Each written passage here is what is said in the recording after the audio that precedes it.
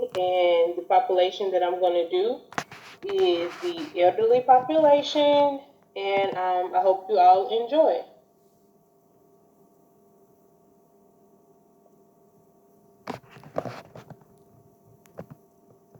All right.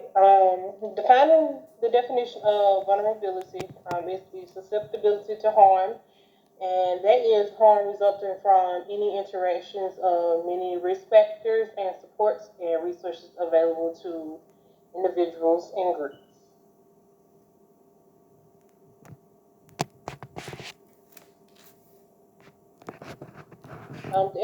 The elderly population is vulnerable due to them being at risk and easily to harm or be hurt. And Russell stated that older people have a high vulnerability and are in great need of many services. And older people's own perception of their vulnerability is focused on the undermining of their independence by having them services forced upon them. And that's just to say that a lot of older people um, don't want don't want services, so they feel like a lot of stuff is forced upon them, which sometimes it is. All right, so um, older people might feel vulnerable to ultimately or degrading death, the lack of physical care and health care that is going on in the world today, oversupply of care and interference, poverty, exclusion from participation in society, homelessness, and the loss of autonomy and independence.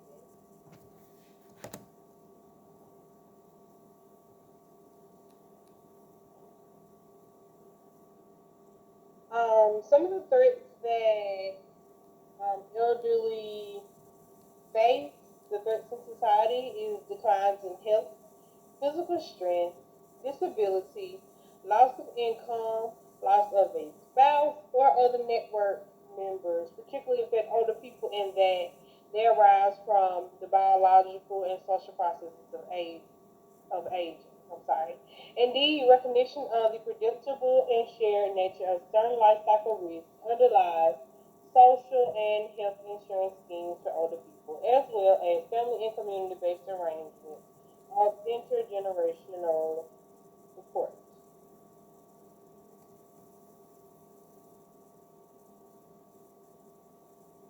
There are many community resources for the elderly.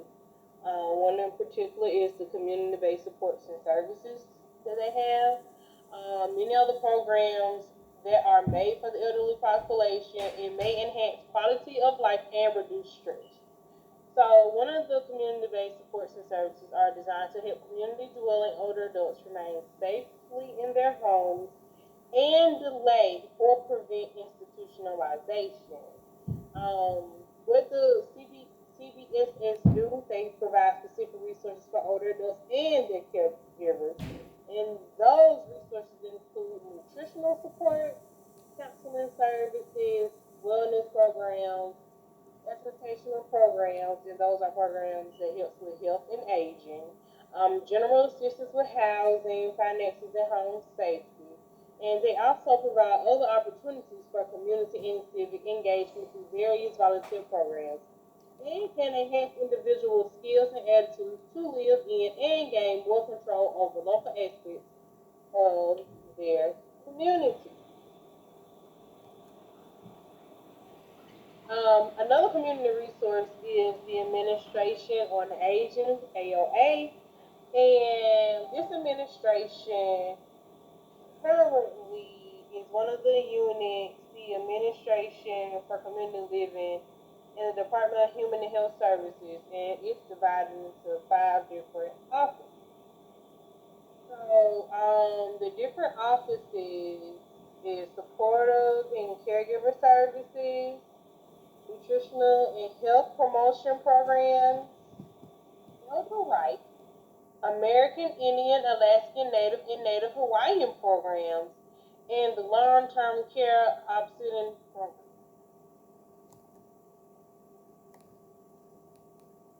Another Another program for the elderly that's included to many resources is the nutrition service program. Elder nutrition constitutes one of the largest OAA programs. It also um, often thought as the Meals on Wheels, subsidized nutrition encompasses a far broader range of services, and that would include the OAA program.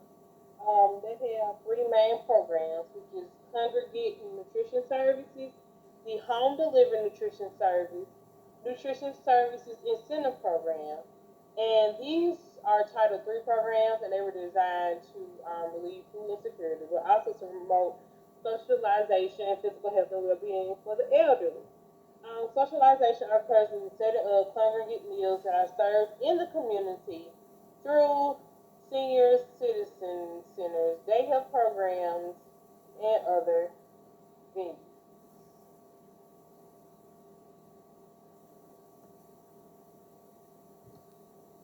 All right. The next community service are senior centers. The first senior center was made by William Hodgson, and it opened in 1943 in New York City. They now serve as community vocal points and gateways to health, educational, social, and recreational services for as many as 1 million older adults every day. Partisan attempts to have investigated and classified innovative models into the six types reflecting focus on greater age diversity, health promotion, and intellectual stimulation.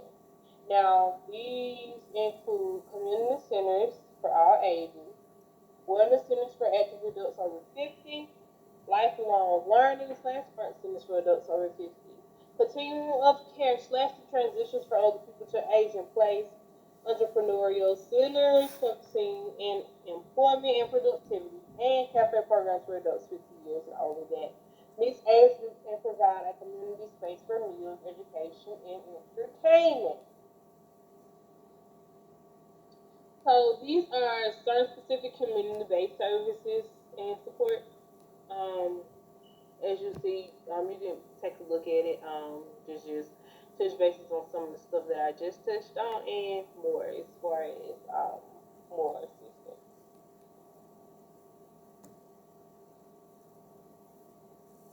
So the advocacy plan for the elderly is, according to the Help Age, advocacy with older people raises consciousness and helps to organize older people and local communities. Many think that they know what old age is like and what older people want and need, but there is only one group of people who really know what matters to them, and that is the older people themselves. A few older people, usually those who hold or have held important positions in their lives, are still able to have an impact and get their messages across. This is because they have access to information, good contacts with decision makers, and have experience with former media, speaking to the media, negotiating, and working with big organizations. But for most older people, especially the disadvantaged, the picture is very different. They feel very remote for people in power. They do not feel well afforded or confident to speak up when important people are talking about them. So, non-governmental organizations play an important role in increasing older people's level of awareness of the resources available to them, community support, and the opportunities they have to help themselves. Some older people might not even be aware of their basic rights, such as their right to clean water or a better quality of living. The goal of advocacy is to promote change, and that is changes in attitude, policies, and actions. Older people's issues have been a low priority for the government and non-government bodies at a time when older people have been becoming increasingly marginalized for their families, communities, and the development process for a variety of reasons. This means that advocacy and awareness raised on older people need to promote changes to a variety of audiences. The audiences include the public service providers, government, NGOs, and even older people themselves.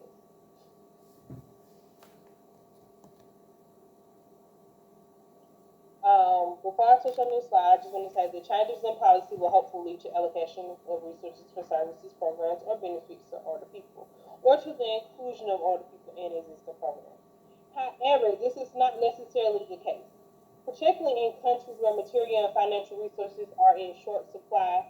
Rather, policy changes might reflect the intent on the part of policymakers and other decision makers to improve the services offered to older people.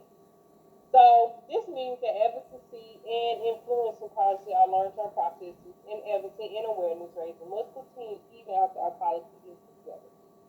Some of the goals of advocacy with older people is to raise the priority of aging issues for the government, ensure inclusion of older people in mainstream activities of communities, government, and the non-government organizations, develop strong and effective older people organizations which facilitate their empowerment and the development of a powerful, coordinated voice for older people's issues, and to develop and disseminate information and images of older people that raise awareness of their capacities and contributions as a means of challenging stereotypes of older people as disabled, unproductive, and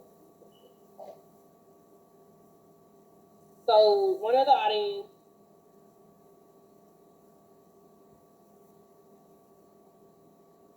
is the public, and influencing public opinion and increasing awareness in the public is important to change perceptions of older people and to challenge the widely held opinion that they are burdened, not contribute to society.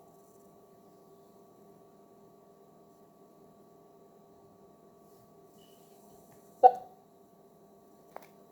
ways, for example, the private sector, universities, media, or religious groups.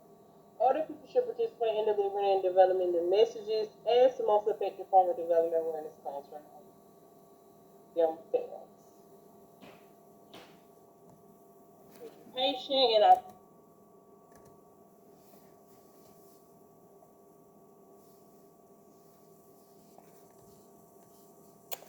These are the methods to provide information and positive images for the elderly, and they include distributing printed materials such as posters, calendars, leaflets, etc., with information and positive images of older people. Working with the media to change how they represent older people, and holding events and celebrations for older people as well. And I thank you all for watching, and I hope you all enjoy. Have a good day.